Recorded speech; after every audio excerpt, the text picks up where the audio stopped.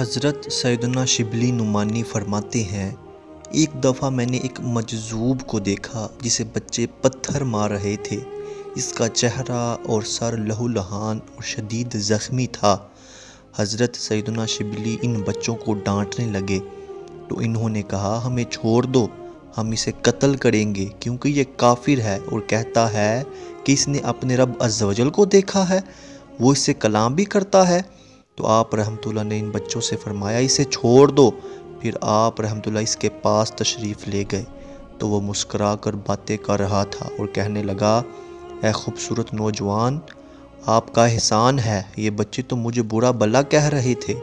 اس کے بعد اس نے پوچھا، وہ میرے متعلق کیا کہہ رہے تھے؟ آپ فرماتے ہیں کہ میں نے اس کو بتایا، وہ کہتے ہیں کہ تم اپنے رب عز و جل کو دیکھتے ہو، دعویٰ کرتے ہو اور تم اس سے کلام بھی کرتے ہو۔ یہ سن کر اس نے ایک زوردار چیخ ماری، پھر کہنے لگا، اے شبلی، حق تعالیٰ کی محبت و قربت سے مجھے سکون ملتا ہے۔ اگر لمحہ بھر بھی وہ مجھ سے چھپ جائے تو میں درد فراق سے پارا پارا ہو جاتا ہوں۔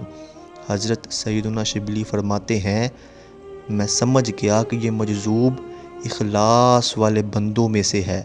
میں نے اس سے پوچھا، اے میرے دوست، محبت کی حقیقت کیا ہے؟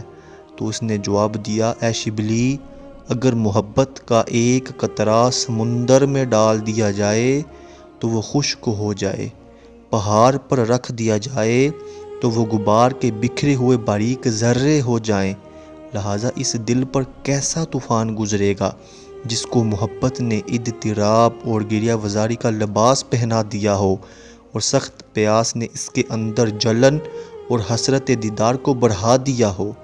میرے پیارے بھائیوں، محبت ایک ایسا دانہ ہے جس کو دلوں کی زمین میں بویا جاتا ہے، گناہوں سے توبہ کے پانی سے سیراب کیا جاتا ہے، پھر وہ محبت کی بالیوں کو اگاتا ہے۔